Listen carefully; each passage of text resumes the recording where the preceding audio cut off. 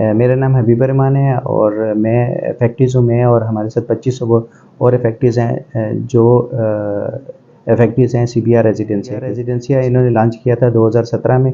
2017 में इनका MOU sign हुआ था अल-फजर का और मुश्ताक सलीम खान का, और इसको उन्होंने सरकार, क्योंकि हमारी जो सोसाइटी है वो अंडर इस्लामाबाद आईसीटी में आती है, तो आईसीटी के जो सर्कल रजिस्ट्रार हैं उन्होंने उसको इन लोगों से प्रूफ लिया था, और जो इनके एग्रीमेंट में भी लिखवाया गया था कि 2 साल में ये प्रोजेक्ट कंप्लीट होगा, और 2 साल के बाद ये जितने भी 2017 में अगर ये स्टार्ट हुआ है तो 2019 में ये सबको प्लाट्स वगैरह डिलीवर किए जाएंगे।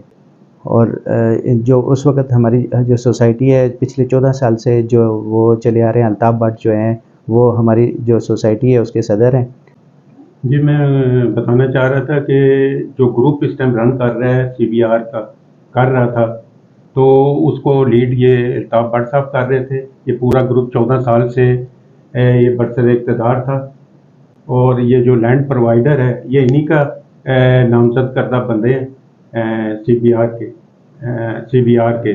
तो इन्होंने उसके बाद ये इन्होंने एमओयू साइन किया है अपना, इसमें अल-फजर और सीबीआर इन्होंने दोनों ने एमओयू साइन किया है, जिसकी सरपरस्ती, जिसके विटनेस इस्लामाबाद आईसीटी के रजिस्ट्रार हैं, कि उनकी निगरानी में हुआ, क्योंकि ये कि 2 साल के अंदर ये डेवलप करके ज़मीन इनके हवाले करेंगे, क्योंकि हम इसको अल-फजर वाले को तो नहीं जानते। बाद में हमें पता चला, उन्होंने खुद कहा है, इन्होंने सेक्रेटरी जनरल ने, जो जिसका नाम सलीम खान है, इन्होंने कहा कि हम जिम्मेदार हैं, हमारा उससे एग्रीमेंट हो रहा है, आपका ताल्लुक नहीं है, ठीक है कि नहीं। तो उसके बाद क्या हुआ, 2-3 साल हमें तो नहीं पता चल सका, अल्लाह इन्हें खुश रखे, इन्होंने एफर्ट्स किए, लोगों को इकट्ठा किया, नहीं तो हमें कोई नहीं पता चल रहा था। फिर मेरा ख्याल 2022-23 में बाकायदा वो ज़मीन लैंड जो है वो फैसल टाउन को इन्होंने दी है, जिसका पेमेंट 93 करोड़ रुपए, मेरा ख्याल 92 करोड़ रुपए जो चनार बिल्डर में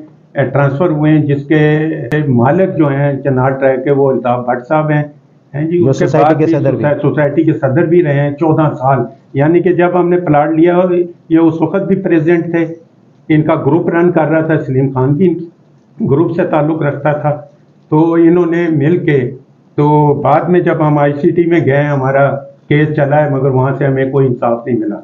और वहाँ इन्होंने कहना शुरू कर दिया सीबीआर वालों ने कि हम जानते ही नहीं है, पैसा उनके पास है, क्योंकि जिम्मेदार वो लैंड प्रोवाइडर उनके हैं, उन्होंने एग्रीमेंट किया, हम तो जानते ही नहीं थे। हमने तो सीबीआर का एक ब्रांड है उसके नाम पे लिए, इनका ऐड भी आया अखबार में, हर चीज़ आया है। अब हम तंग आके वहाँ से इंसाफ नहीं मिला, लैब में आए हैं, लैब में हमारा अंडर प्रोसेस है केस, ये अंडर प्रोसेस है। जब ये शुरू में हुआ है 2 महीने, एक आईओ साहब थे हमारे, मैं नाम भूल गया उनका, वो 2 महीने कॉरस्पॉन्डेंस करते रहे, महकमों में जाते रहे, फिर वो चेंज हो गए। चेंज होने के बाद हमारे नए आईओ साहब आए हैं, अब उनके हाथ में है ये चीज़।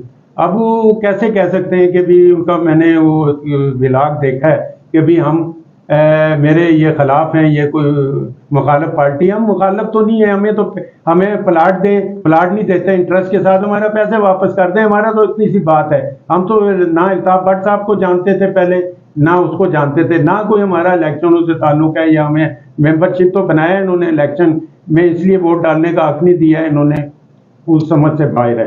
तो मेरी काम बाला से इल्तिजा करता हूँ अपने प्राइम मिनिस्टर जनाब, आर्मी चीफ जनाब आसम मनीर साहब से, और हमारे जो चेयरमैन हैं नैब के, उनसे पुरजोर के हमारा केस तेज़ी से इसको किया जाए, ताकि हमें जल्द से जल्द इंसाफ मिले। और लोगों ने, जिन्होंने अपने पैसे दिए, मैं बैठा हूँ, मैंने अपनी बेटी की शादी करनी थी, इस सोच के लिया था, क्योंकि पैसा डिवैल्यू होता है। किस्तों में प्लाट लिया है मैंने, 10 मरले का प्लाट है जो मैंने 25 लाख दे के लिया है। अलॉटमेंट लेटर मेरे पास है, और इनके लेटर पैड पे जो मुझे आउटस्टैंडिंग के इनके लेटर आते रहे, उसमें नीचे अल-फजर का ब्रांच ऑफिस इन्होंने वो एड्रेस लिखा हुआ था अपने ओरिजिनल लेटर पैड पे। मेरे पास वो दोनों लेटर अब भी हैं मेरे पास। और जो इनकी इजलास होते रहे, इजलास तो नहीं हुए, मुझे 2 दफ़ा बुलाया, मनसूख कर दिए थे इजलास इन्होंने। एज मेंबर बने हुए हैं, तो हमें लेटर लिखा कि आप आके इजलास में करें। बस मेरी ये गुजारिश है कि जल्द से जल्द हमें इंसाफ भी मिला जाए। जिस तरह शेख भाई ने फरमाया कि हम लोगों को या प्लाट दिए जाएँ या उसके मुतबादल पेमेंट दी जाए, पेमेंट जो 2017 में थी उस वक्त जो गोल्ड का रेट था और जो आज का गोल्ड का रेट है, हम जितने जो मेम्बरान हमारे साथ जुड़े हैं वो सब कहते हैं कि हम लोगों को सबसे पहले प्लाट दिए जाए, और वो इसी ज़िद पे कायम है कि उन लोगों ने प्लाट के लिए ज़मीन ली थी जिस पे अपना घर बना के अपनी ज़िंदगी गुजारना चाहते हैं। चंद जो दोस्त हैं वो कहते हैं ठीक है, हम लोगों को जो पेमेंट है वो पेमेंट इस तरह दी जाए कि जो उस वक्त का जो रेट था गोल्ड का या डॉलर का, उसके हिसाब से हम लोगों को आज की पेमेंट की जाए। यही गुजारिश है कि अफसरान बाला से कि भाई हम लोगों को प्रायोरिटी पर रख के और उनका इंसाफ किया जाए, ताकि जितने जितने ज़रूरतमंद लोग हैं वो अपनी ज़रूरतें पूरी कर सकें, क्योंकि जितनी भी पेमेंट और जितनी जमा पूंजी है वो सब ने खुशी से नहीं जमा की, वो सारी सारी अपनी मजबूरियों के तहत जमा की है कि आने वाले वक्त में उसकी जो पैसे की डिवैल्यू ना हो जो हो, तो उस हिसाब से वो अपनी ज़िंदगी की बाकी चीज़ें रवानगी से साथ यूज़ टू की जाए। बस ये हमारी पुरजोर अपील है कि किसी को एक को अंडर इन्वेस्टिगेशन करें, आपको खुल के पता चल जाएगा ये पैसे हमारे कहाँ कहाँ इस्तेमाल होते रहे। इन्होंने अपना बिजनेस किया है और हमें तो ये भी पता चल रहा था लोगों से कि ये अपने आप को डिफ़ॉल्ट शो करने के लिए पेपर तैयार किए जा रहे हैं कि हम डिफ़ॉल्ट हो चुके हैं, हमारे पास पैसा नहीं है। तो ये भी हमें सुनने में आ रहा है, क्योंकि हम तो नहीं है, हम तो अपने इदारे को देख रहे हैं। इदारा एक पावरफुल इदारा है, वो हर चीज़ कर सकता है, उस पर बहुत पावर है। एक बंदे को पकड़ के आप इन्वेस्टिगेशन करें तो पता चल जाएगा, सारा पता चल जाएगा पर किधर पैसा गया, किसने इस्तेमाल किया, किधर किधर गया हमारा पैसा। हमें इंसाफ दिया जाए, या तो हमें पैसे हमारे इंटरेस्ट के साथ वापस किए जाएं या हमें प्लाट दिया जाए, दोनों में से एक चीज़ की जाए। दुआएं हमारी साथ होंगी आपकी, क्योंकि इसमें बेवा भी हैं, ऐसे व्हील चेयर पे भी मैंने देखे हैं। कई तो हमारे मेंबर इस दुनिया से जा चुके हैं। उनकी कोशिश है कि ये सिविल में केस जाए ताकि हमारी औलाद भी उस केस को परसू ना कर सके उस केस की। बस हमारी यही पुरजोर अपील है अदारे से भी कि हमें जल्द से जल्द इंसाफ दिया जाए। बहुत शुक्रिया आपका। मीडिया के तवज्जो से एक बात और क्लियर करना चाहता हूँ कि 2025 में हम लोगों ने स्ट्रगल शुरू की थी कि जब हमें डैम श्योर क्लियर हो गया कि ये हमारे साथ ज़्यादती हो गई है, तो डीसी साहब के ऑफिस में हम लोग गए, चीफ कमिश्नर के पास गए।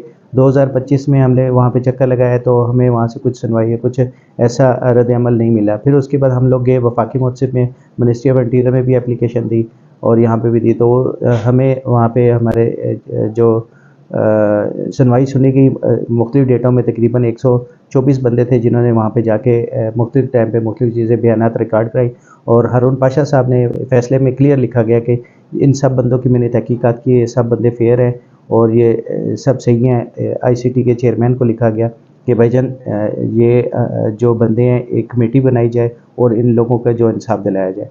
तो वो कमेटी 2025 में बनी थी और मेरे ख्याल में 21/8/2025 में जो हमारे उस वक्त इंक्वायरी ऑफिसर थी मैडम माहीन थी, उन्होंने वहाँ पे डेट दी थी कि पूरे पाकिस्तान से तकरीबन मेरे में 450-500 लोग आए थे और कि भाई आप लोगों को प्लाट मिलेंगे। तो उस दिन शायद कुछ प्रॉब्लम थी मेरे ख्याल में इसकी डेंगू वायरस वगैरह की, तो शायद वो वहाँ पे नहीं आ सके। तो उसके बाद भी हम लोग काफ़ी दफ़ा चक्कर लगाया तो अभी तक उसकी कोई सुनवाई नहीं हुई थी। उसके बाद हमने अब जो है 2026 में जो है इसकी 2025 में दिसंबर में ये एप्लीकेशन हमने नैब में दी, और अब नैब से हमें पूरी उम्मीद है कि अल्लाह पाक जो है हमारा इंसाफ ज़रूर दिलाएगा और जितने ज़रूरतमंद हैं उनकी जितनी ज़रूरतें अल्लाह पाक वो अच्छे तरीके से पूरी फरमाएगा और अल्लाह पाक हम सब का हामी नासिर रहेगा। जज़ाकल्लाह, थैंक यू।